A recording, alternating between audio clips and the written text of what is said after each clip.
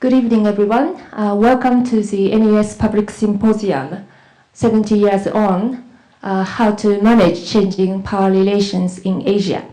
I'm Jochen Prantl from the Department of Japanese Studies at the National University of Singapore. Well, before we begin, let me introduce the background of this event. This event is part of the project called Regional Architecture and Framework for Cooperation in the Asia-Pacific. And I have been running this project together with my colleagues in the Department of Political Science, Dr. Soo-Yeon Kim and Dr. Ian Chon. Even though this project is an academic project, we also aim at public engagement. So we have invited not only staff members and students, but also members of the public. And we have organized two major events so far. One in November last year, and then the second one was held in January this year. And so far, we have discussed that China and the United States are the major determinants of regional architecture in the Asia-Pacific, but of course, small and medium powers, middle powers, add complications and complexities that will shape the architecture in Asia. Today, we will continue our discussion, but perhaps take a different angle to approach the questions on regional architecture in Asia. This panel is divided into two parts. The first part will discuss the meaning of anniversary and the historical lessons related to the main title, 70 Years On. The second part will seek to address a wider question of crafting regional cooperation in Asia. Then we will open the floor for discussion, and we aim at finishing our symposium at 7:30. Now, let me introduce our distinguished guest speakers. First of all, on your left, Professor Todd from the University of Oxford. And then in the middle, Professor Jimbo from Keio University in Tokyo. And then Professor Jochen Prantl on my right. He is a professor in the Australian National University. Thank you very much for coming here today. Now, 70 years on. This main title focuses our attention to the end of World War II, the creation of the United Nations, Hiroshima and Nagasaki, and so on. In Japan, when I was a child, I learned that, 1945 was an important turning point in history. And the lesson of World War II is that we should not get involved into war anymore. But the same historical event does not necessarily trigger the same emotion or thought that will help us to answer to the panel question, how to manage changing power relations in Asia. Depending on where you are or what kind of experience you have, perhaps your take on history may not be the same. So first of all, can I ask Johan, how shall we understand the meaning of the 70th anniversary of World War II? Okay, Ryoko was born in Japan, I was born in Germany, so we have already two different perspectives, slightly different perspective on 70 years on. The way the discussion started, or usually is referred to in Germany as Die Stunde Null, the 0 hour after 1945, and then how World War II basically reset the country and then allowed it to evolve to the position it now assumes in Europe.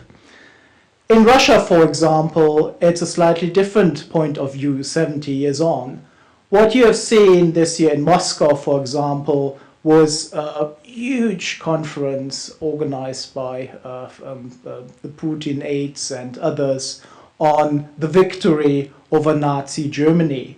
But then at the same time, that's not the only perspective. There will be a second conference in October, also 70 years on, that focuses on the creation of the United Nations. So you see already here, with the same event, historical event in mind, you may actually assume different perspective. And why do we actually do this? Where did this actually start? We can pretty much find one particular culprit, and his name is Thucydides. In the Peloponnesian, in his history of the Peloponnesian Wars, he basically looked at and suggested, when he wrote his analysis, basically, and said, those who want to understand clearly the events which happened in the past and which, human nature being what it is, will at some time or other and in much the same ways be repeated in the future. So basically, when we look at those historical events and look at those anniversaries, there is a kind of underlying assumption that history may repeat itself. The question is, does it? So, what is our historical compass? What are our reference points? And the question here we would like to ponder is not only the lessons learned from 70 years on, but also how we actually manage today the changing power relations in Asia. And here then the question arises, to what extent is 70 years on the only lens we can apply to understand what's currently going on? And here we could basically then already see that there are certain perils and pitfalls of anniversaries and historical analogies. Because rather than looking at 70 years on, we could also basically look at, let's say, 100 years on, which we did last year. The impact of 1914 and to what extent power transitions in East Asia could lead to the outbreak of war, similar to 1914. But looking at the opportunities, we could also look at 60 plus 1 years on 1954, when the 5 principles of peaceful coexistence were adopted, which perhaps could provide a more positive compass to shape great power relations in the region. We could also look at 40 minus 1 years on and look at the Treaty of Amity and Cooperation in Southeast Asia, which also provide a different compass on how to shape international relations over here. So the point is that rather than just using one particular lens and then addressing the question we have in mind, I think it's important then to spread a little and to look at different historical lenses that will basically provide different compasses and different answers to the question we would like to tackle.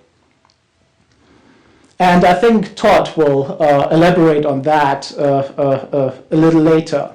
Because what we are talking about, it started with Thucydides, that if history repeats itself, then in a way we can argue that the current power transition basically puts us in something that could be called the Thucydides trap. Because if you look into the history books, since 1500, in 11 out of 15 cases where a rising power emerged to challenge a ruling power, war occurred. But there are quite a few puzzles here that need to be accounted for and to keep in mind. First of all, there is a common understanding that the dominant power is usually simultaneously in decline in parallel to the competing powers' rise. But this is far from being the case when you look at China and the United States today. I think that's something we should discuss here. Then at the same time, usually the dynamics of power transition are far from being simple. Often there are multiple rising contenders and simultaneous power challenges. So there is no clear buck passing from United States over here and then China over there. It's about how to manage this process. And it's also worthwhile and important to look at the nature of the ongoing power transition, because usually what we do, we look at power shifts. So what we see, the common narrative is there is a shifting distribution of GDP to East and South. And you can basically furnish that with a few more examples. By 2023, according to IMF, thirds of global GDP will be generated by emerging and developing economies, and Brazil, China, and India alone are projected to account for 40% of global output by 2050, up from 10% in 1950. So this is one common narrative. But there's a different narrative too, the narrative of a diffusion of power. Look at the growing internet population and penetration over the world. Look at the rise of the global middle class.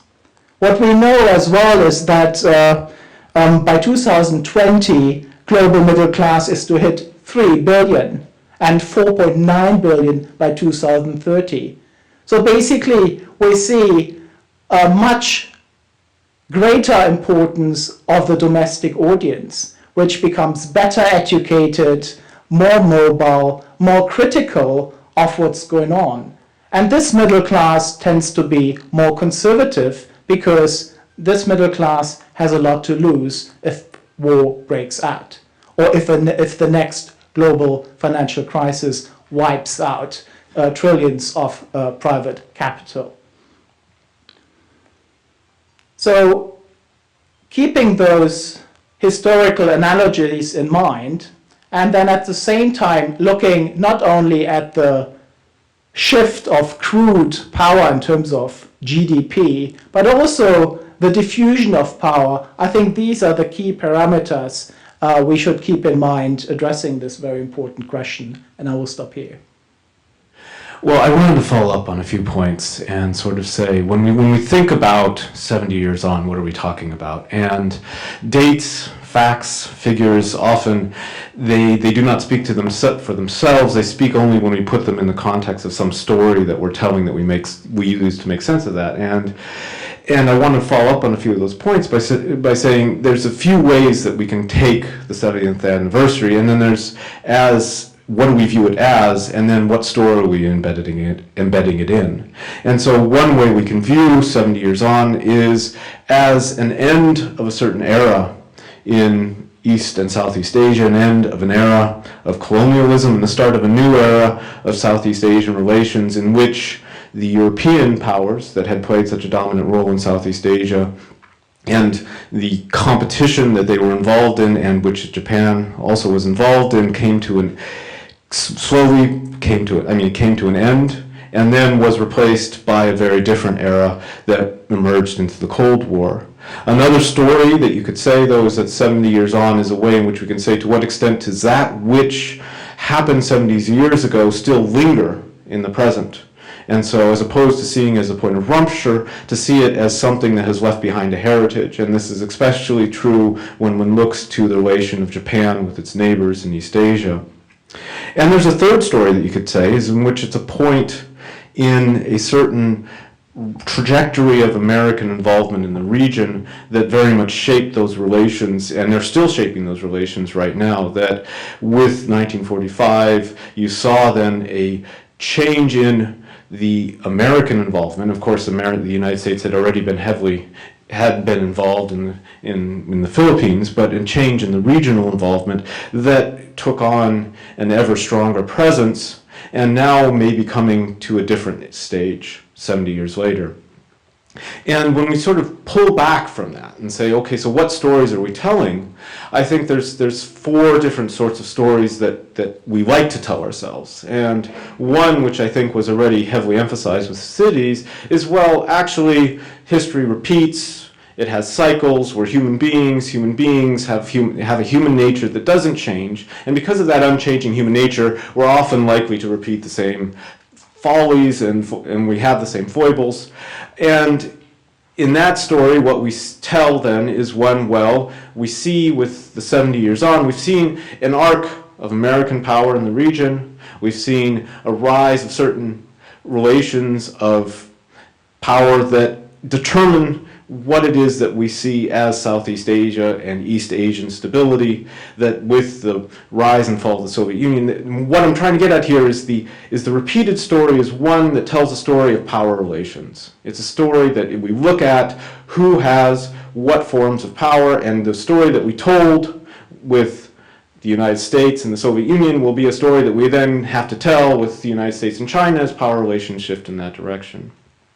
There is a second story, and that's a progressive story, though. That's one where you look back 70 years and you say, here is something where we can trace how far we've come. That in fact, you look at the institutions that have been built, the ways in which economic connections have been created, the ways in which we've seen economic modernization, a rise in living standards, understandings of war and the use of force, etc., that have changed from the way in which the region was understood 70 years ago. A third story we can tell, and that's, I think, also one that comes out very strongly with the idea of the Nullstunde in Germany, is a point of rupture. That we were in one era, and 70 years ago we entered a different era. And that point of rupture is one that can be told both in terms of the advent of nuclear weapons, the one that can be told in terms of the end of colonialism. And of course, the colonialism didn't end 70 years ago, but that was very much a turning point in its demise.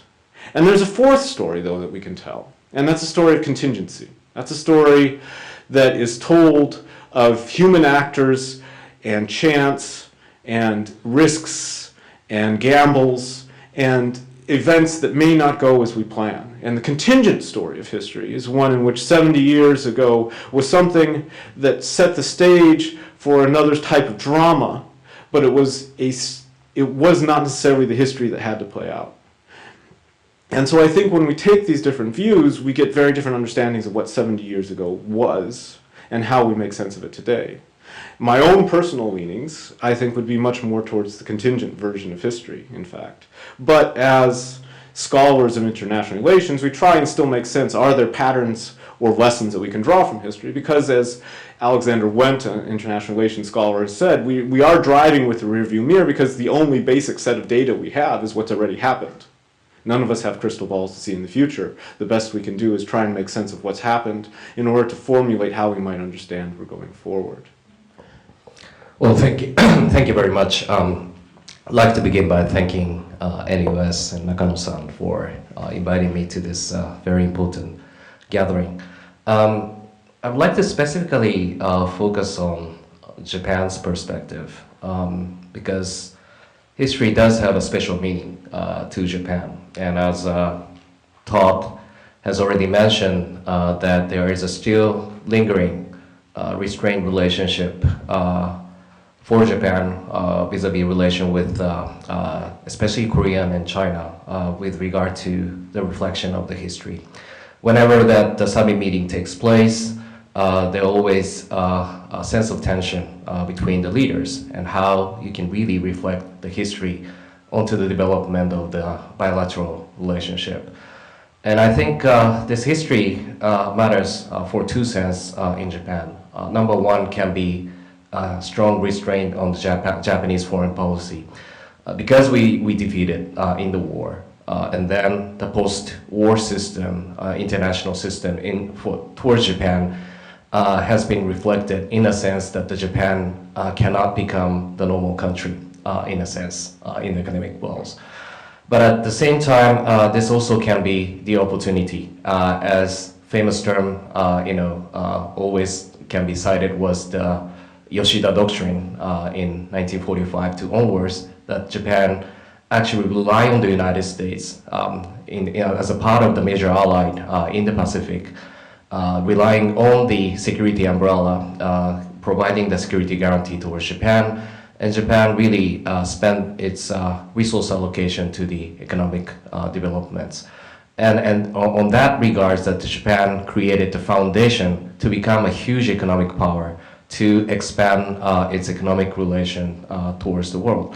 So it can be said that history reflected in Japan in both heavy restraints and also the huge opportunity associated in both terms. And 70 years anniversary for Japan also has a special meaning. Prime Minister Abe has organized the experts group to consider about what kind of elements to be incorporated in the expected Prime Minister's statement on the August 15th anniversary. And in a preparatory meeting, Prime Minister has actually suggested there will be three major issues to be involved.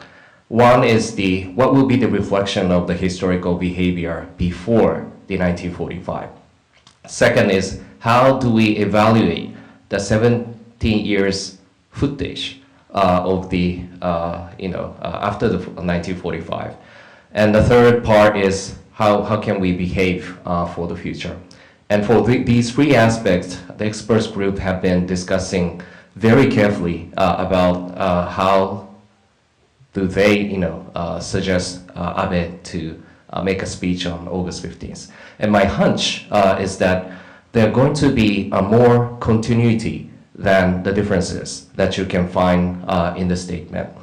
Because Abe has already mentioned in his speech in the Parliament in Australia, also the US Congress, and also at the Bandung conference in Indonesia, reflecting the past statements and also the compilation of the historical speeches were very important. And that could be the foundation for Japan's standing for the international relationship. So this will be, I think, further reiterated in the August 15th speeches. And there will be a lot of, I think, positive, like a reflection for the future-oriented Japan's foreign relations, and what would be the basic stance of what we call the proactive contribution to peace. That is the major concept which was reflected in the current Abe administration.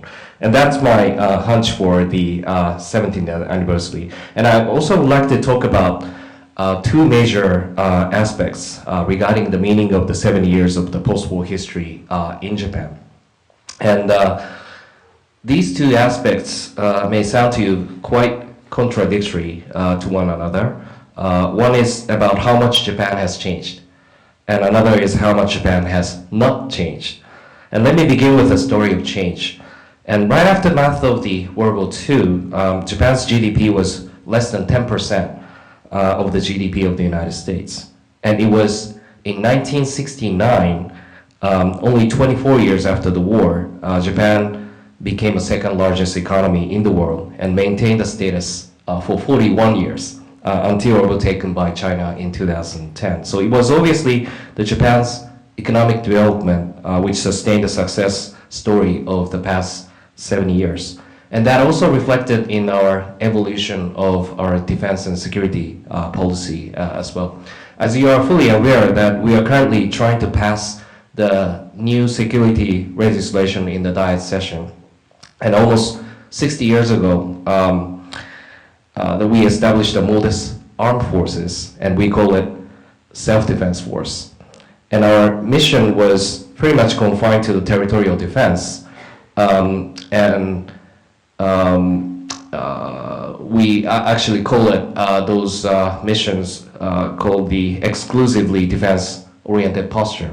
And nowadays, our defense force has participated in a number of PKO missions in the Gulf and playing a cornerstone role in the US-Japan alliance and seeking more robust defense posture in the dealing with ever-heightened security situation in Northeast Asia. And I think that this will be also consolidated in the new security legislation in Japan. But let me lastly also stress what has not changed over the past 7 years. Despite my description of the huge changes that we've gone through. Let me limit my comments only to the defense and security policy for the sake of time. That is actually the Japan's constitution. More specifically, the Article 9, and also the peaceful orientation of the Japan's security policy. So there certainly is a debate in Japan that 70 years old constitution needs to be revised. Reflecting the reality of the changes that we experience. However, the debate currently underway underscores the importance of the being how much we are constitutional and respecting the legal foundation of those activities should be within the Japanese constitution. So any expanded role of Japan's security role in the region or in the globe, current debate suggests that that must be in line with the spirit of Japanese constitution. This also shows that how strong that the post-war orientation of the Japanese legal norms can really reflect in the current diocese, even under the so-called conservative government that we have on today. In my personal reading is that I don't think that the constitutional reform will be the political agenda in coming years. And that means that how much the 70 years of the experience of the Japanese experience of how we develop our defense policy within the current legal framework sustain very firmly in the Japanese society. I will stop here. Thank you, Ken. Now, based on what you have discussed, I'd like to ask each panelist to comment on a big general question about crafting regional cooperation in Asia. What limits further cooperation in Asia? What should be addressed to overcome those limits? And then we will open the floor for questions. And since Ken has started discussing a specific case of Japan, can I ask you to continue your discussion about Japanese perspective of regional cooperation in Asia? Right, thanks so much. I like to expand a bit from the Japan's perspective on the defense and security policy to the wider regional scale of what's been happening in the regional order and also prospect of the security cooperation towards the future. As Jochen has mentioned about the dynamics of the power shift in Asia, that is, I think, far most important aspect that we really need to foresee for the security mechanism in Asia, because what we are seeing is a moving target. So when we talk about the security and the stability in this region, what we can find a solution in 2015 may not be sustainable in 2020, 25, and 30. Why? Because the China is constantly on the rise, and I think rest of Asia is also on the rise. So I think we really need to see the moving target, and those mechanisms has to be constantly updated. So this is something that I would wish to throw out for this. And what could be the kind of potential answer to manage the dynamic relations in Asia can be following. And I think that there should be like a 3 layers of thoughts that I think is most important. Number one, obviously, the US-China relationship.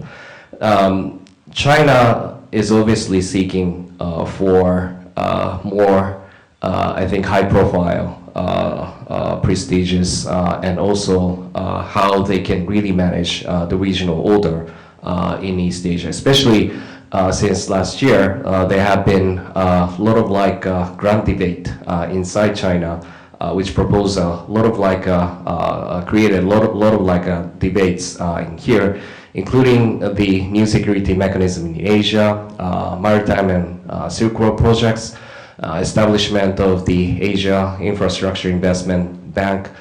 These are the grand debates that we really have to see in dealing with how the challengers, the rising power, can actually associate the existing regional mechanism in Asia.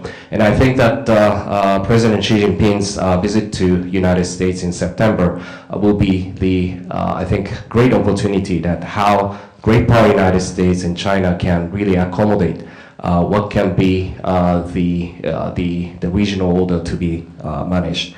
And second, obviously, is the China-Japan bilateral relationship. 2010 was the benchmark year that China exceeded the GDP of that of Japan, and China became the second largest actor. When it comes to the security balance of power, China already spends 3 times more defense budget than we do. And it's going to be 6 or 7 times bigger in 2020, and it's going to be 11 to 12 times bigger in 2030. It is obviously impossible for Japan to indigenously maintain the concept of the air and naval superiority in the East China Sea, or the balance of power solely in our own terms. So it is very important to Japan to expand the profile, strategic profile, with having more friends and strategic partners in this region. That's one of the reasons why we have revised the U.S.-Japan Defense Cooperation Guideline in a more robust manner, and that also incorporates the importance of the strategic relationship with third actor, including Australia, India, and also ASEAN member states. That includes Singapore as well. And finally, the China-ASEAN relationship is also a very important aspect to be managed. South China Sea has always on the verge of very important strategic crossroads, but I think one of the most important aspects to be managed is the gap of capacity between China and especially with the ASEAN coastal states. If you let the situation without allocating your resources in the proportional manner, what you're going to see is a deterioration of the status in the South China Sea.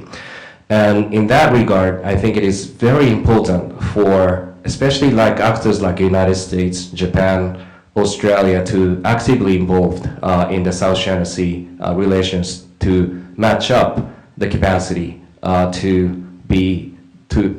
providing the ASEAN coastal states to be more coercive, resilient. And that is the importance of the capacity building.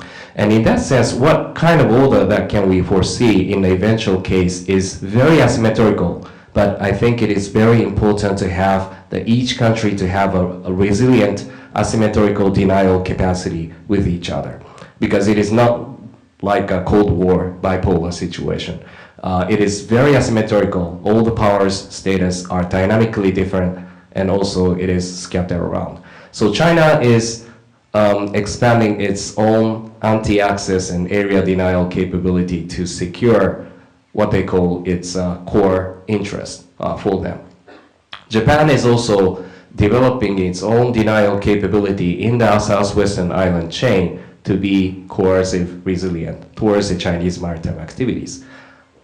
At the same time, the Philippines and Vietnam also try to create the maritime coast watch system, maritime domain awareness, developing its own common operating pictures to be more coercive resilient. These are, I think, a very important aspect, how you can really craft the mutually denial relationship, not to let any actor to change the status quo by force. So these might be the potential kind of the prototype of the order that we can foresee for the coming years.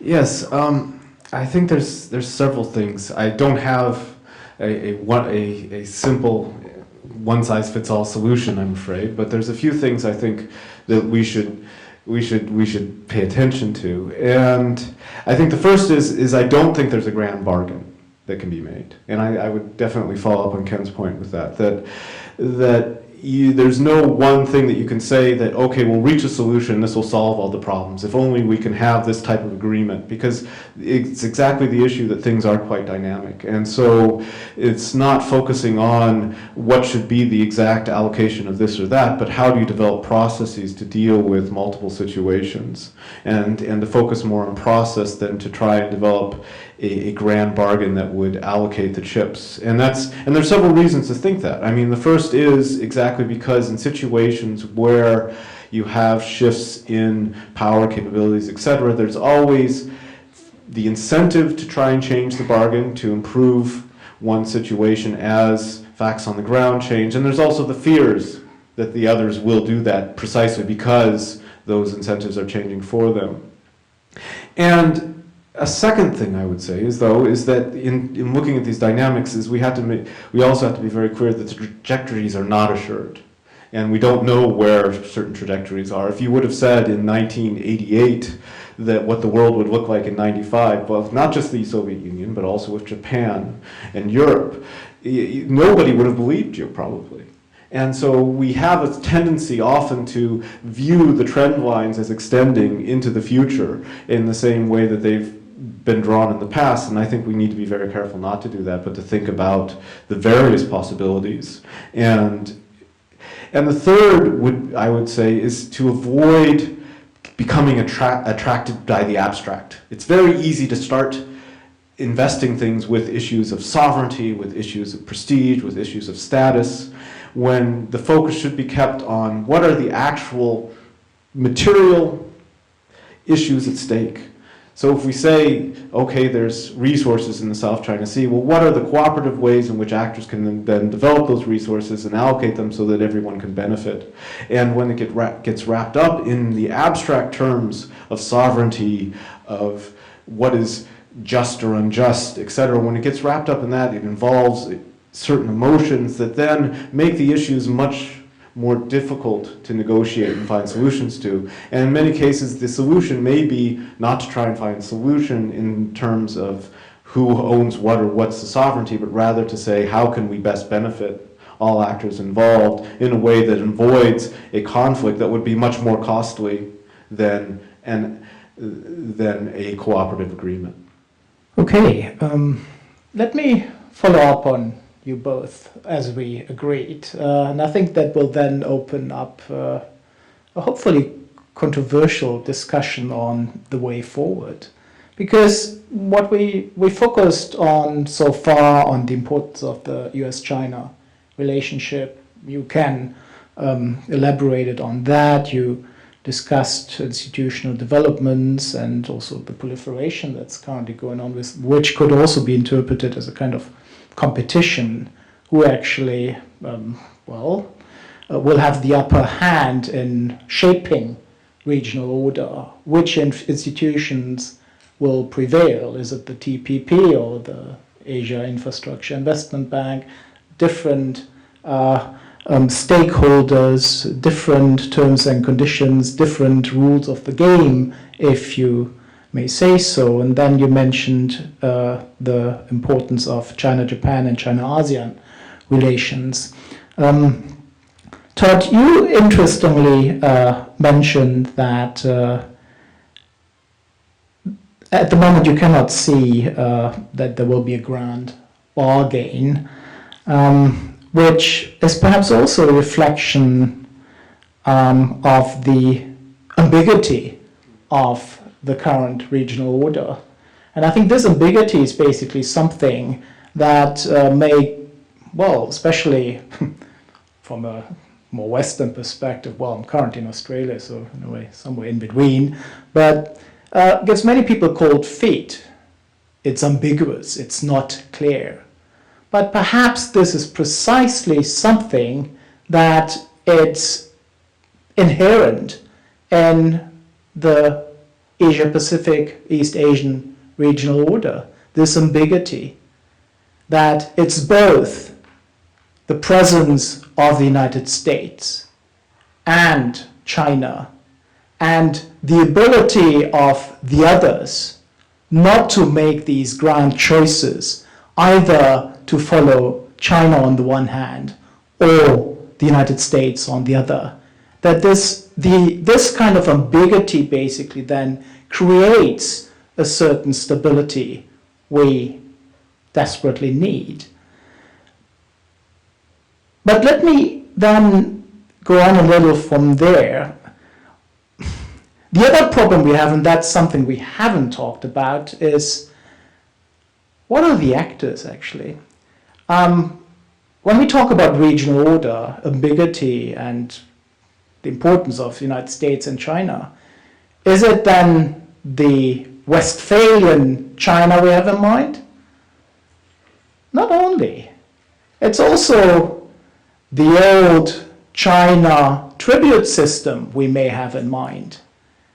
And if you want to understand what is currently going on in the region, the tendency of China to develop lots and lots of relationships, the One Belt, One Road development policy initiative could also be interpreted as a kind of relationship building exercise that is not necessarily a Westphalian initiative, an initiative of a Westphalian state. It could also be the going back to normal, where China actually comes from, being all under heaven, being the universe.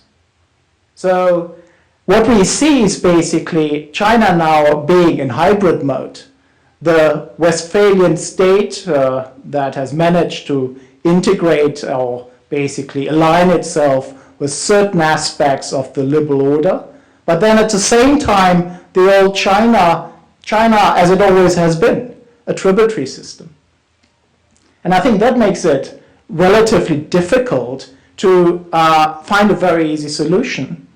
And as my former Oxford colleague Yuan Feng Kong recently argued, well, even the United States could be analyzed and interpreted as a kind of tributary system. Usually we use a different analogy, it's hegemony.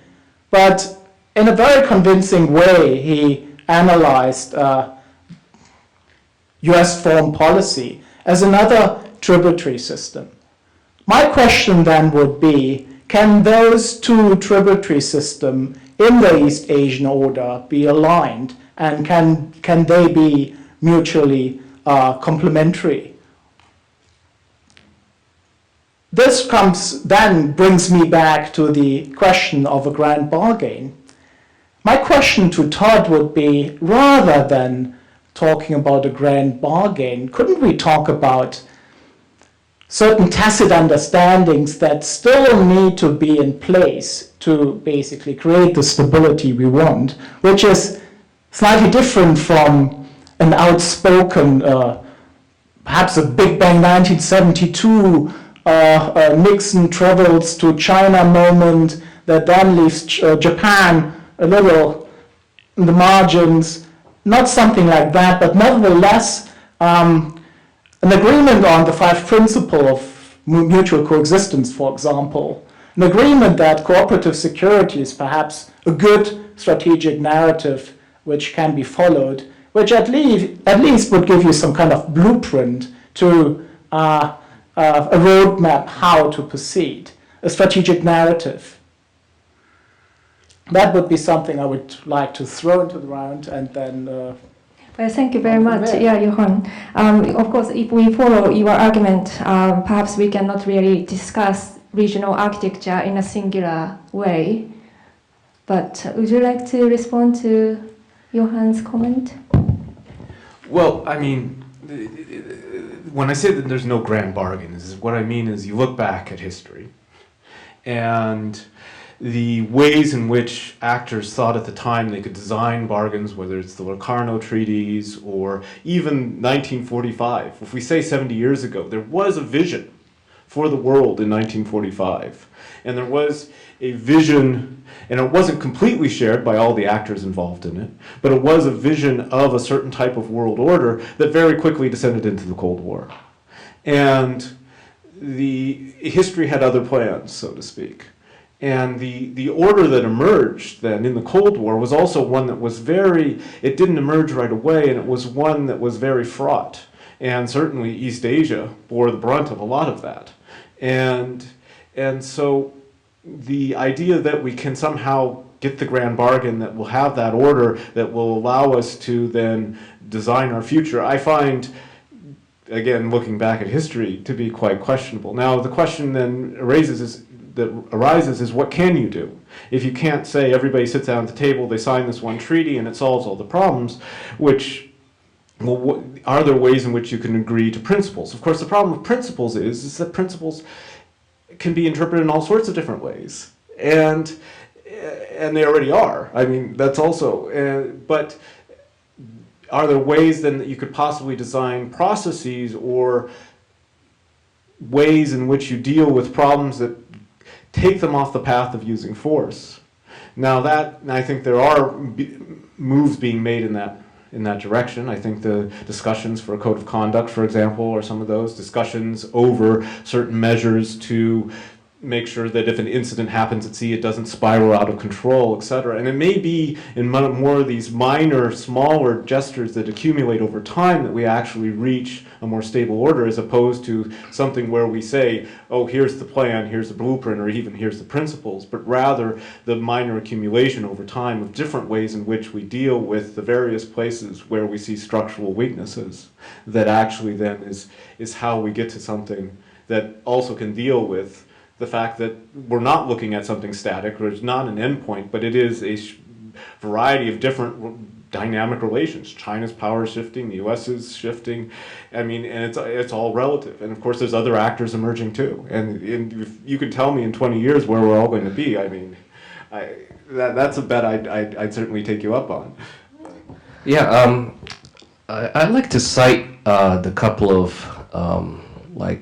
historical events which may contribute to the further discussion. Jochen has mentioned about the Shanghai Communique in 1972 as a part of the grand bargain between United States and China. And during that negotiation between two countries, the issue of the Taiwan was one of the most important stumbling block. And how both countries managed to go through was to adoption of the word called acknowledgement of what the China trying to say about the status of Taiwan. China insisted that Taiwan is part of China, and the United States has its own relation with Taiwan. So the United States not to take the full recognition of what the China would like to for United States to adopt, but United States simply say we listen to you by using the term of acknowledgement, and then this term saved the faces of both sides, and that was one of the most important benchmark to sign up for the Shanghai Communique. Another case I would like to raise is the 1992 consensus between Taiwan again and also the mainland. Well, that understanding is that based on the one China policy again, Taiwan has its own interpretation so as the China has, but let's leave the two interpretation on the one table, and then we also, adopt the concept of one China stays as the same, but it has a different meanings, and then let's shake hands with each other. So virtually, then they haven't agreed with anything, but basically that the policy of one China stays the same, leaving aside the two interpretations, and that kind of wisdom can also be reflected in the recent Japan-China relationship. And let me reiterate that why President Xi Jinping and Prime Minister Abe could meet with each other in Beijing last November was based on this logic. Couple of days before the summit took place, there was NSC director, Mr. Yachi, went to Beijing, met with the State Councilor Yan to came up with so-called 4 points agreement. And one of the essential part of the 4 points agreement is that we acknowledge the different views exist over the issue of the East China Sea. That includes the Senkaku/Diaoyu-dai islands issue. So it's a one territory, but that stays a two interpretation over it. And we acknowledge that issue without China challenging our administrative rights over it. So there's nothing changed on the surface. But in terms of interpretation over how China can save face with those, that was a very important, I think, diplomatic wisdom that can retrace back by reflecting 72, 92, and 2014. These are, I think, very important. Thank you. Now, I would like to open the floor for questions and discussion. So there are two microphones over there. So if you want to ask questions, please raise your hand. Anyway, my name is Ernesto Brown. I work with the Dutch Embassy here as a regional strategic advisor. I just arrived, but I've spent some time in Asia. Last week, Madame Fu Ying was here in Singapore. She's the chairperson, I should say, rather, of the Foreign Affairs Committee of the National People's Congress in China. And she gave an interesting lecture. Every second sentence was basically criticism of the US. She criticized the international order currently. She said it was, the financial system was formulated by the US. She said the Westphalian system is a sort of Western form of organizing world order and so. So my question to the three gentlemen, thank you very much for your interesting presentations, by the way, is to what extent what we see happening now in the South China Sea is a sort of a test case of the international order, and particularly the criticism by Madame Fu Ying on that. Then I have a second short question, maybe with a more positive upbeat. Do you see any possibilities of discussions or important strategic issues in other parts of the world positively influencing the relations between China and the US? Example would be the Iran nuclear deal, where the Permanent Five cooperated, and there is some thought that maybe that, or maybe other issues where the major powers cooperate, could have a positive effect on solving or at least promoting some positive solution for the South China Sea, because often you get stuck in the internal dynamics of such an issue and you might need some outside dynamics to change the situation. Well, thank you so much for your questions. As for the South China Sea issue, I think that current ASEAN Foreign Ministers meeting also has a special attention paid on the South China Sea, where especially China's reclamation speed and scale has been captured us as one of the huge concern over the older building in South China Sea. I think it's looking back to a couple of cases like 2012 in Scarborough Shoal, 2014 in the oil rigging in the Vietnam off the coast, and then this year's reclamation efforts. Obviously, that stability of the region has become one of the benchmark and test case for how that regional order in Asia has to be sustained. And I think what United States and coastal states in ASEAN is trying to take is to create the capacity for not letting China to take its unilateral, the stance to expand its, its area of their influences, and by to do so, that it is very important to fill the capacity, especially to cultivate what they call the maritime domain awarenesses, having a more robust Coast Guard capability, intelligence, surveillance, and reconnaissance capability to be prevailed in the South China Sea.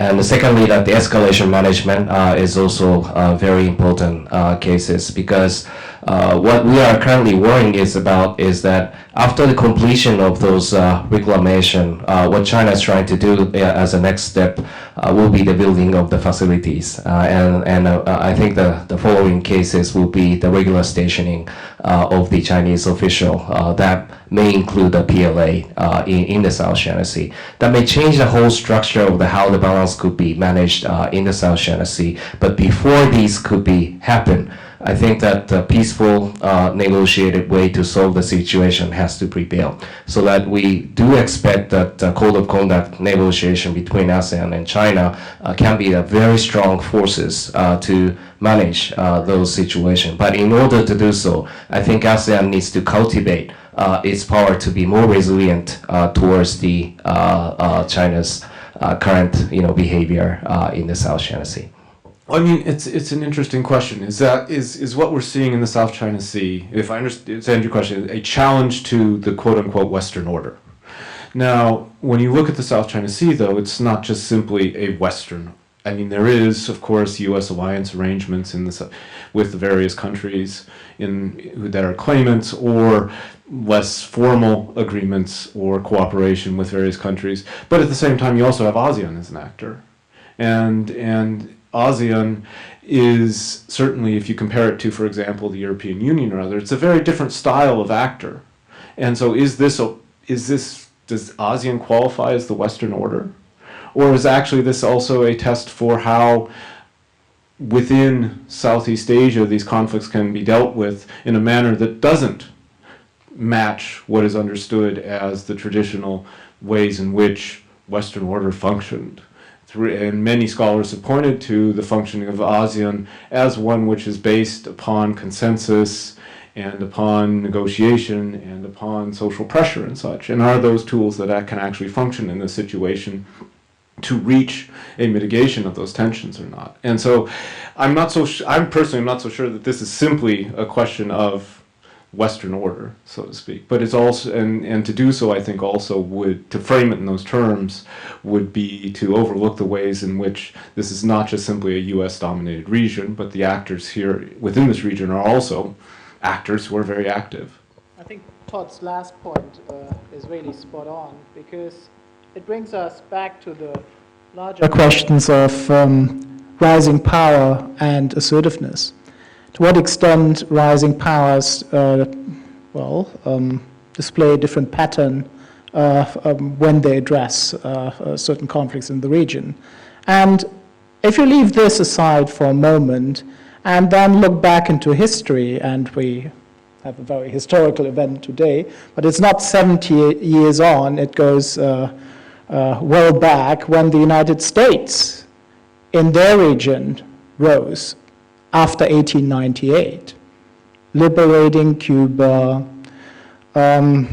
separating Colombia, creating Panama, getting the concession of building a Panama Canal, basically invading countries in the region 30 times in the following decades. So in a way, that was in the US neighborhood. And my idea here is not now to come up with the value judgment whether this is good or bad, but this is in a way not unique. I mean, what we see in the South China Sea, what China does there, is not in a way unique to China. It's in a way something we unfortunately see when basically a power is rising.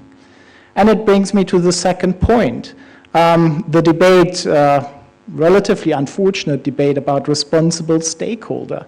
It hasn't led to a lot, because the point at the end of the day is China was not present at the creation of Western liberal order.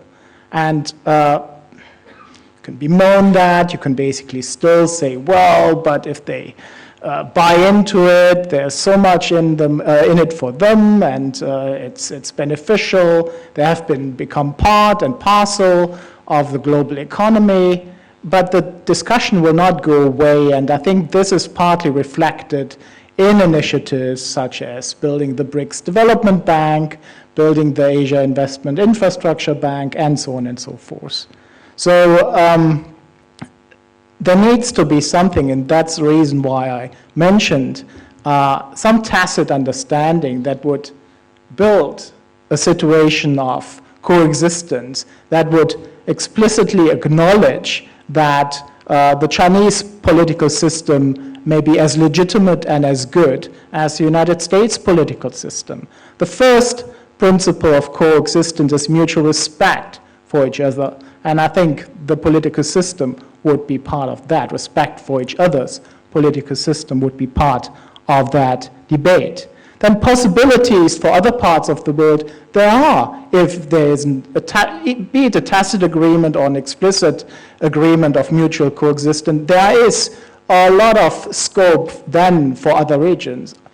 I live currently closer to the Pacific, and all these small Pacific island states, they hugely benefit from Chinese investments there. It's often seen very critical, but it has also positive aspects in terms of infrastructure investment, which is desperately needed. And that's the Pacific. A month ago, I went to the Forum on the Future of the Caribbean. There was a huge debate about, well, Caribbean, this is closer to the US neighborhood, but many Caribbean countries are very dependent on Chinese investments there. And it's not only cricket stadiums that are being built in order then to build up Chinese influence. It's real investment that doesn't come from somewhere else.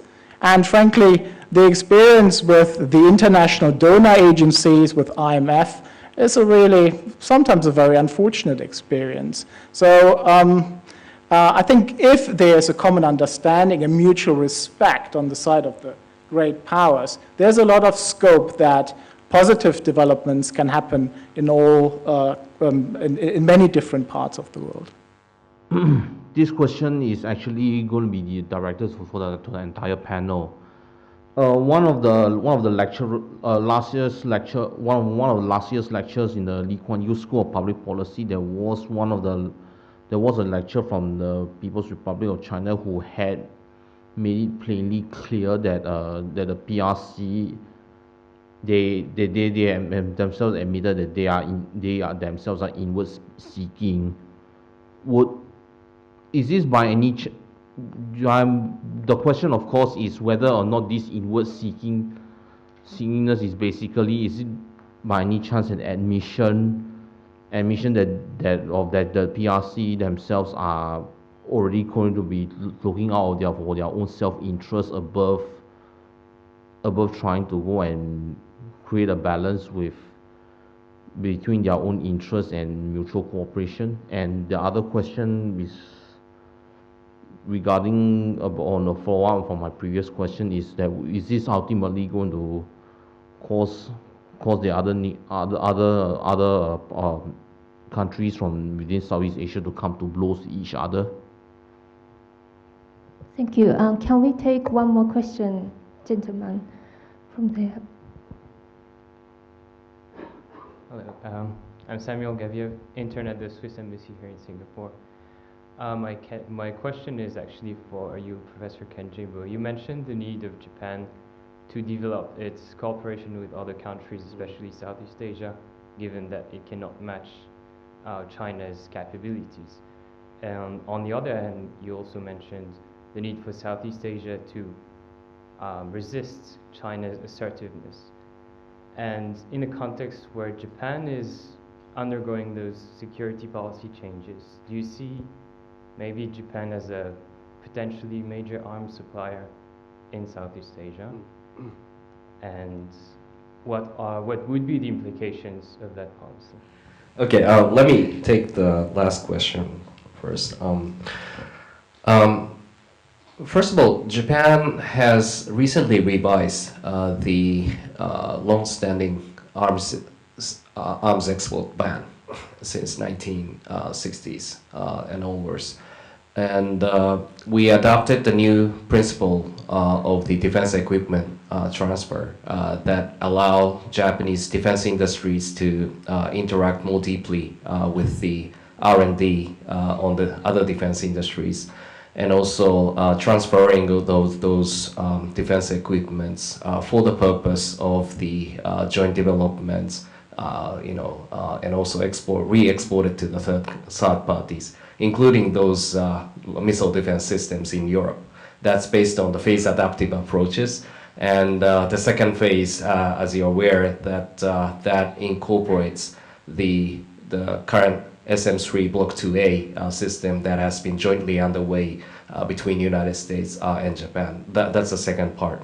And the third part will include the capacity building and also the potential arms sales.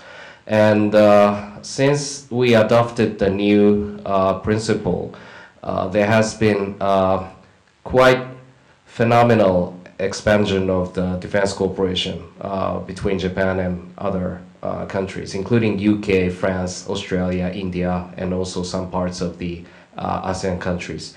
And one of the major deal we are going to potentially take is one with Australia. And Australia wants to replace the major submarine system. And currently that Australia is taking the competitive evaluation processes to compare the Japan, France, and Germany submarine system to be compared. And then they're seeking a Japanese system as one of the top priorities. So this is going to be the major, I think, historical event that the Japanese defense system will be exported to Australia.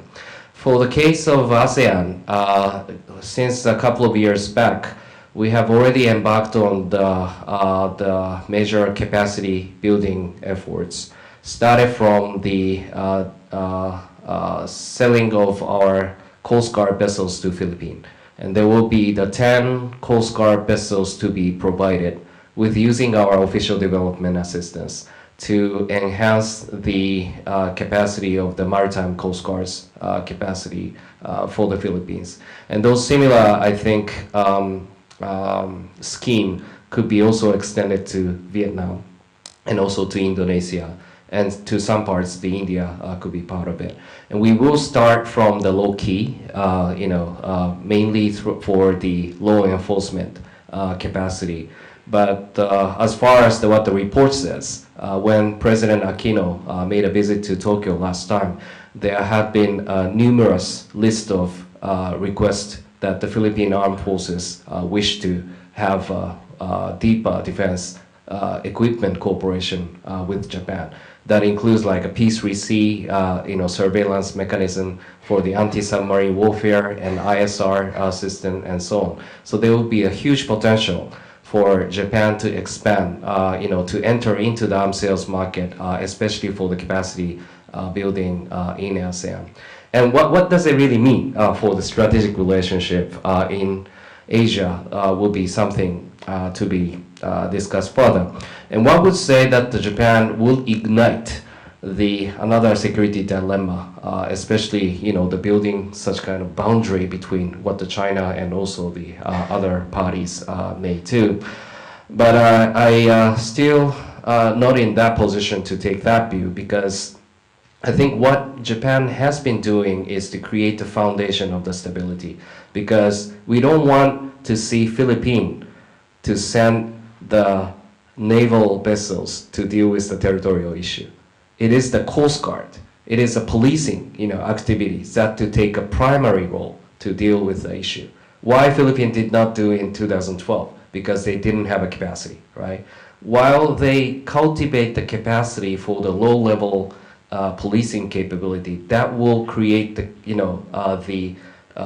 mutual balancing act in between the policing activities. And that happened in 2014 Vietnam. They sent the Coast Guard vessels, but the Navy vessels were waiting the way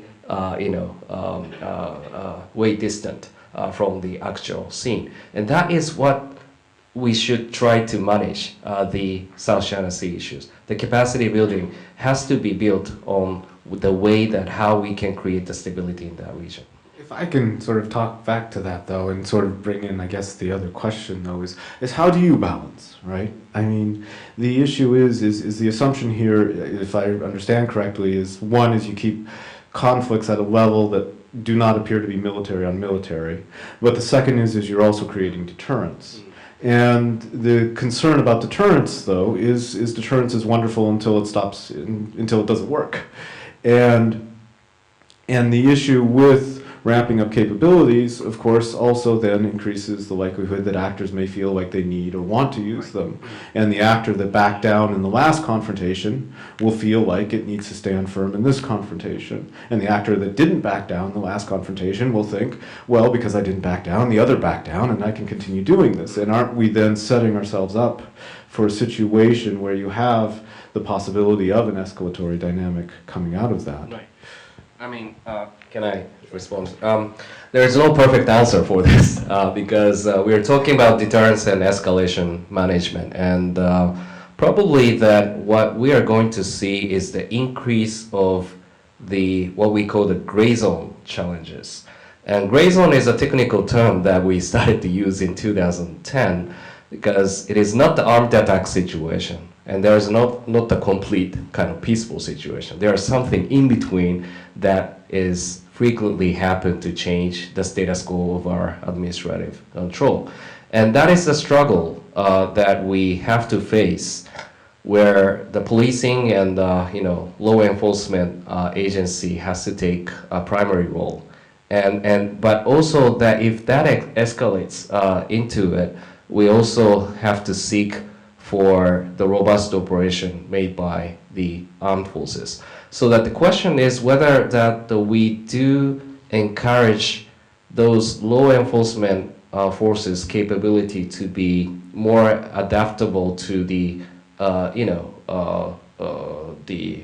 to allow them to take a more like huge firepowers, flexible rules of engagement, and then to have a deep relation with the armed forces to erase the boundary between the two, or letting those armed forces to come down to the policing activities. And there's no answer towards it.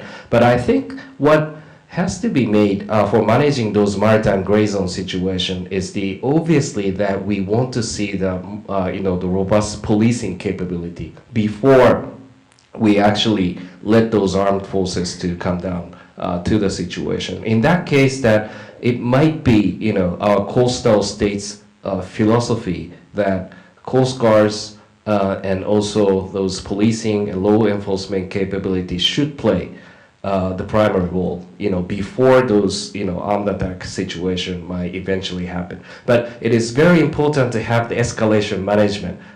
For example, sorry, I take too much time. For example, how we manage the Senkaku Diao Yudai, case in recent year is that there has been a clear commitment by the United States that Senkaku is fall under the Article 5 of the U.S.-Japan Security Treaty, which means that if the armed attack situation happen, it is the matter of the U.S. commitment in the region. This has been a clear message sent to Beijing, and Beijing fully understands the situation. But the thing is, the situation happened below the surface of the armed attack situation, because there's so many non-military, vessels, investigation vessels, Coast Guard vessels are coming to, to intrude our territorial water. And if the quantity and the frequency and the operational tempo changes, and China will eventually claim that this is under our administrative control, that's not yours. And we don't want to let these situations happen, so that we really have to match up the capability of our Coast Guards to be prevailing in that situation. And I think, but thing is, China understands that they cannot really send the PLA naval forces to Senkaku, because there's a clear that the Article 5 situation may happen. And how can we craft the similar types of the escalation management in the South China Sea? I don't think we have yet to have the answer towards it. And this against the background that this is not the only item on the agenda. Well, it would be very unfortunate if deterrence all of a sudden became the prevailing strategic narrative in the region. How would you then achieve economic security, which is another overwhelming narrative in the region as well? And that's very often the performance indicator for many governments here in the region. If you do not basically achieve economic security, then, well, the legitimacy of the government is at stake. So how you basically then juggle all these items on the same agenda, that's a key challenge here. And which gets back to the earlier question of whether or not this links up to other issues too. And I think you're right that there are other issues out there, Iran, global warming especially, which may take care of some of these islands as it is. Or reefs, and so there certainly are much larger issues out there where cooperation is also needed. And it would be horrible if in 100 years or 70 years they look back and said they were arguing over uninhabited rocks while the thermostat was rising to the point that the Earth was becoming uninhabitable. I mean, it will never become uninhabitable, but it would certainly be much harder to continue the way of life that we're accustomed to. And so there certainly are much larger issues, which gets back to the point of focusing on those ways in which we can focus on the points of cooperation and take those things that are related to the larger abstract sovereignty and issues and try to take those off the table. Okay, thank you speakers for your interesting presentation. I'm not a scholar, but I'm an NUS student. So my question is, on the 70th anniversary of the 1945, is there any a reflection on the Japanese ground about the emotional suffering and particularly the pain that has been inflicted on innocent Chinese people, and when the war and when the soldiers are when the wars are occurred on the Chinese soil. So I wonder, is there any emotional reflection on the ground about the lives lost and stuff? This is my first question. And second question is that I think many of Professor Ken's speech lies on the assumption that China could be an enemy. But my question is, how can you bring China as a friend? How can Japan make friends with China and not to take China as a kind of enemy? Yeah, and how to integrate China into the world and not to segregate, because I'm from China, well, obviously, but many of my friends, they are very caring and wonderful people, and they're very loving people. I don't think I would ever think them as enemies. So, yeah, and especially for PLAs, I have some of my friends, classmates, they enter into the military because they are very poor, so they want to earn their money.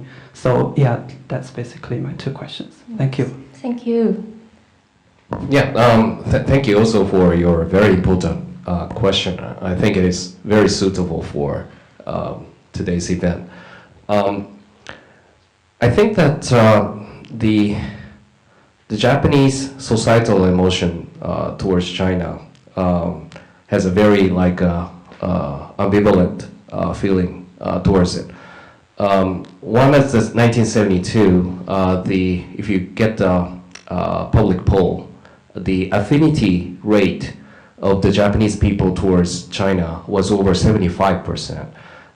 It was very huge. It was very welcoming when we normalize our two relationship.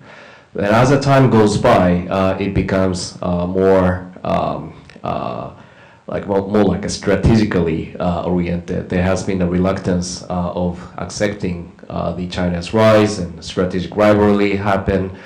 And then when we encounter with a 2010 fishery collision, incident off the coast of the Senkaku, that really dropped to 20%. So we are now having a very difficult time of the diplomatic relationship in terms of the passions of the societal feeling vis-a-vis China.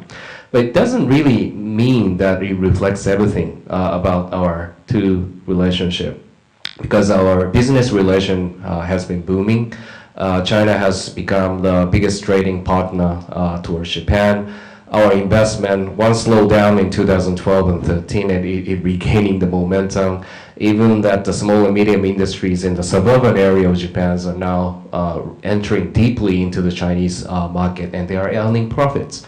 And one of the huge success of the Abenomics and also for the recovery of the Japanese economy is due to China. So obviously that there is economic reality that the growth of Japan heavily relies on the growth of China. So it's a heavily interdependent situation, and that's a background. And secondly, as for the feeling of the pain and the historical remorse towards it, it has been deeply reflected in the past prime minister's speeches, especially in the 1995 Murayama speeches. We offered the full apologies, and we fully recognize that our imperial past and the feeling towards the victims in Asia. And this statement has been continuously reflected in the following prime ministers. And I'm very much sure that conservative Prime Minister Abe will once again, I think, reconfirm the importance of the Murayama statement in 1995. And I think the Japanese public will basically support what he's trying to say on the August 15th.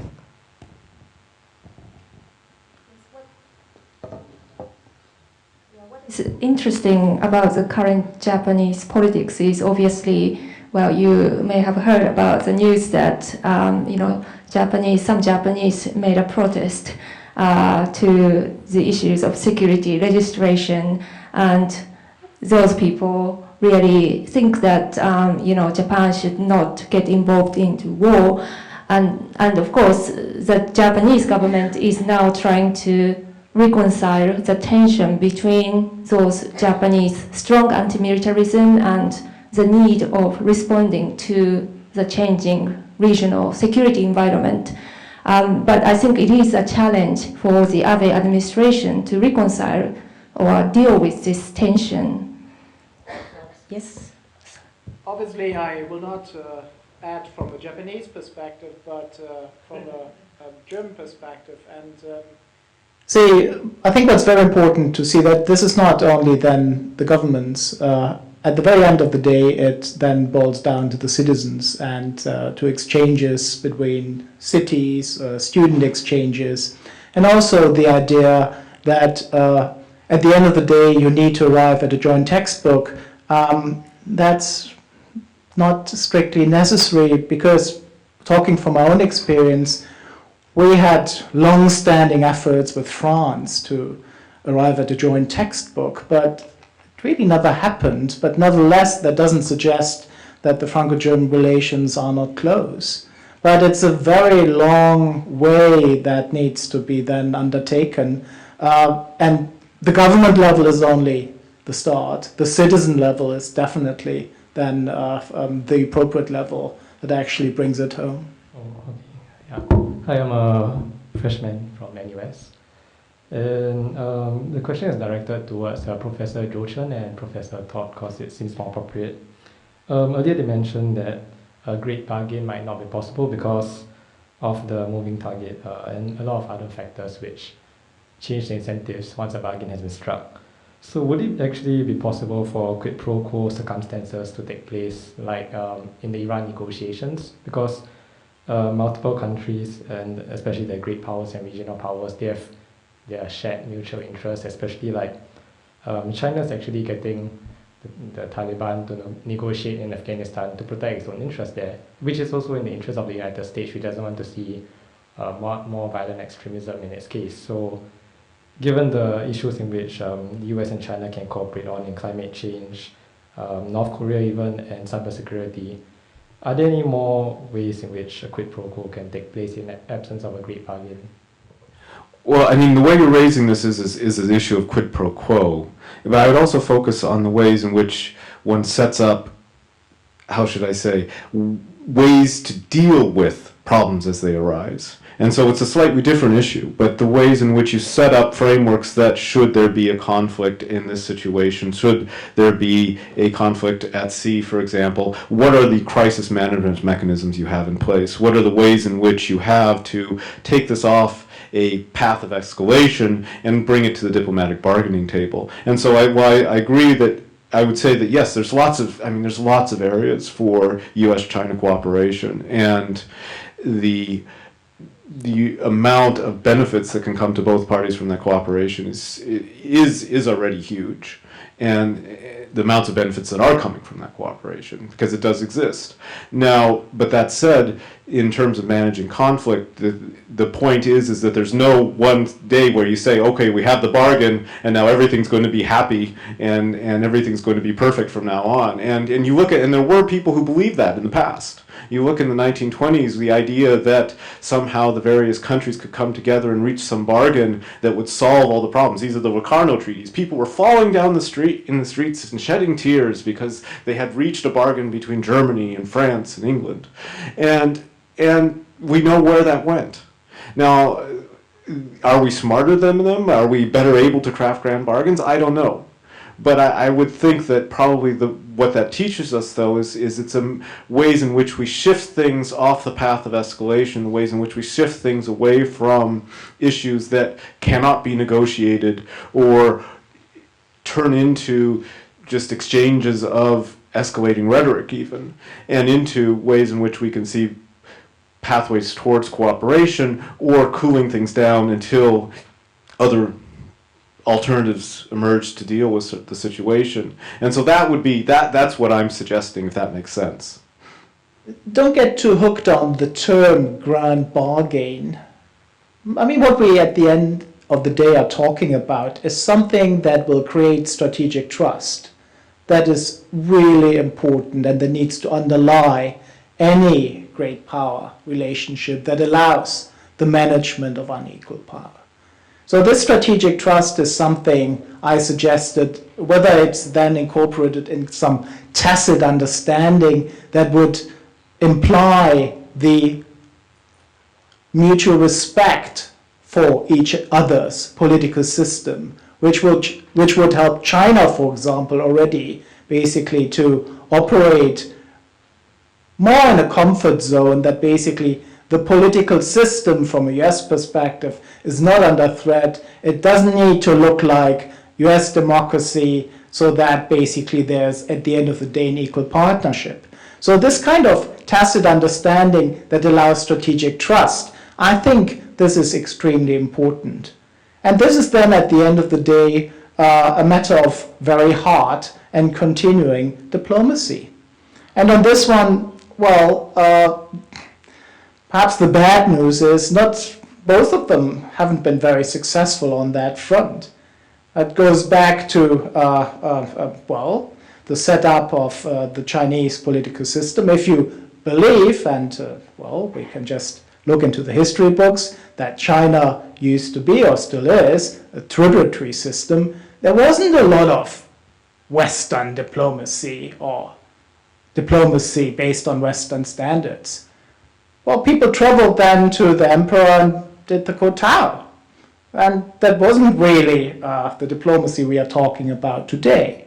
So, and from a US perspective, public diplomacy hasn't always been a strong point of US diplomacy.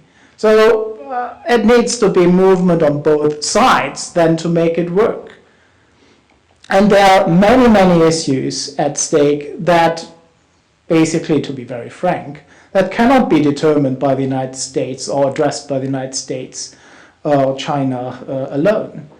Climate change is something, even if there's an agreement on how to proceed on climate change, it's such a complex issue that makes it very difficult to make any progress. But at least the strategic trust would help to have a belief that we are willing to address the big problems of our time. And this would be the starting point that will allow us then to find institutional mechanisms to make it work. Is there any more question from the floor? Okay, probably this is the last one. My name is Kevin. I work in a think tank in Hong Kong. Actually, I have a very general question for all three scholars. It's a question concerning stories. I think it was brought up by Professor Todd, who had used a better term, narrative. I was just wondering, from a Western perspective, particularly from a European perspective, study of, you heard of Westphalia and all these talks of order. I'd like to know what the impression you have. Is there a sort of an Asian narrative coming out that is convincing enough to concord theories, IR theories along the line of realism, liberalism, constructivism, and so on and so forth? You, Professor Jochen, mentioned the Chinese tributary system. I'm pleased to hear that because it's not well talked about, not much talked about rather, but it existed way before the Westphalian order came about. And I think Professor Jimbo, you were alluding to the flying geese model for the economic concocted by Japanese economists that brought the whole Asia up and flying. I was just wondering, is there an Asian narrative that is appearing before your eyes for the, particularly for the Western scholars? And the second question for Professor Kimbo, how well does intellectual honesty and rigor go down, at least for Japan, go down with public sentiments and deep-rooted historical pride? Well, I mean, I think we need to separate out narratives as the stories that are popularly told, and then analyses that are attempts to theoretically make sense from a scholarly perspective, right? Within international relations scholarship, there's been a story told of ASEAN as an alternative way to creating institutions, which is one that has a number of adherents, which tells a story of you shouldn't be looking at ASEAN as what the EU, a stunted growth in comparison to the EU, but you should actually look at ASEAN on its own terms as something that actually has created an alternative form of institutionalization. And that's one of the theoretical approaches, which says you can look at how norms, consensus, etc. emerge to also create a certain form of order. Now, in terms of I think there's lots of alternative narratives out there. And I think in many cases the alternative narratives are nationally particularistic too, and often serve very nationally particular purposes. And I worry when attempts to link, how should I say, when attempts to view East Asia as scholars get bound up with national narratives and stories. And so I would have, I actually have a number of concerns with trying to use the tributary framework vis-a-vis China, because of course we're in a very different world right now. We're in a world in which many of the states have internalized notions of themselves as nation states in a way that's very different than the order that existed at that time. And and because of that reason, I think it would be very difficult to imagine something like that tributary system existing now. And to do so is in some ways to try and engage in a type of ahistoricism that I find problematic. That said, I think it does have adherents in certain areas, and there are attempts within Chinese academia to create a Chinese international relations, which has been very heavily debated within Chinese academia as well. But my own feeling is that if we are trying to understand how the world works, we're not going to end up with theories that are simply versions of national narratives projected on an international scale. At least that's what we should aim for. I'm not saying that we always succeed in that, but at least that's what we should aim for, if that makes sense. I'll just continue on that. Todd, your last point, I think that's a very important one. And I think it's very important to qualify why or why not the tributary system might be helpful. I thought it might be helpful precisely because our current mind maps, IR theories, whatever theories we use, are still very much based on Westphalian notions of cooperation and patterns of interaction in the international system. And the tributary system is then an analogy that basically we can break out of this silo to at least ask different questions. Whether it's always historically accurate or not, that's a different question here. But I think as an exercise to break out of an intellectual silo, I find it quite useful, because you will have different entry points of or different questions with which you can access then the very difficult question of how to manage great power relations in East Asia. Well, on your first question, I think there are many potential that Asian experience can be generalized in the further terms in the academic society, including the issue of the security, governance, economics, and so on. And something I would like to highlight here is that it is very interesting development model that we take. You mentioned about the flying geese, but at the same time, what the Asian economic development made it possible was the adoption of the very specific developmentalism model, where the government played a heavy role in the industrialization, and which created the targeting system and also the human resource arrangements and also the economic development mechanism role played the central government. And these created the huge, I think, mechanism that makes those flying geese model more solidly reflecting towards the end of those emerging states coming into the new development. And that created another, like a reflection of the governance model, because one of the grand theory in the Western IR, especially towards the democratic development model, suggests that if the economic development goes on, and there will be the growing of the middle class, and that really leads on to the pluralistic society model to be best adopted. So the democracy will comes in when the economic development will go on. What happened in past 20 years is quite contrary to what is happening, because we have achieved like 116 to 17 out of 196 countries are now electoral democracy. But that has achieved in 1995 or 6. And past 20 years, there's no increase of number, even though we have increased the huge amount of the GDP. It doesn't go in parallel. It is not proportional that our state are achieving the democracy and the freedom in the society. In other words, those emerging states are rising without transforming their political system or the system of the freedom. So what we are seeing is a very different model of the developments, especially that is reality in Asia. And what's happening in Philippines, what's happening in Thailand, and what's probably will happen in Indonesia may reflect that there is no kind of linear path towards the good governance system. So I think what will be the Asian version of the good governance? And because we are having a very peaceful society, and Thai people seems to be not unhappy with the current situation. Of course, there's a lot of political tension between the two sides, but basically they are on the rise with a stable the governance system. So I think that has to be reinterpreted by the macro look of how you can really see the governance in Asia. That will have a huge potential of what kind of like Asian a governance IR model to be prevailed in coming years. That's my sense towards it. And your second question is also very profound.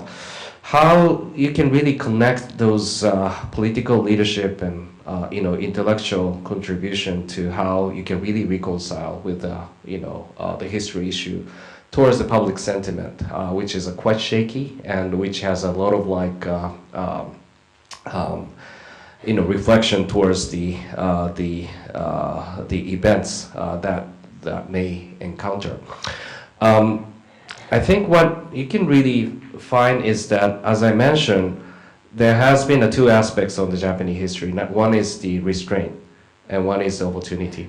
And there will be the large amount of people who wish to feel that after the 70 years, we have to be freer from the restraints that we had, so that there should be no kind of justification that neighboring country will criticize us as a part of the history, because its history is a long time ago. But at the same time, we have to seek for the reality that those people still live on the history, live on the collective memory and what they try to see Japan. And we have to coexist with those neighboring states as a mutually beneficial relationship. So I think it is the role must be played by the political leaders and also the intellectual leaders, and how you can really reconcile these two sentiments together to lead up the Japanese society to be coexist with the rest of the world. And I think this is a very important wisdom that we still need to cultivate in coming years. Okay, now it's 7:40, so I'd like to close this session. Thank you all for your participation, and please help me to thank three speakers for excellent discussion.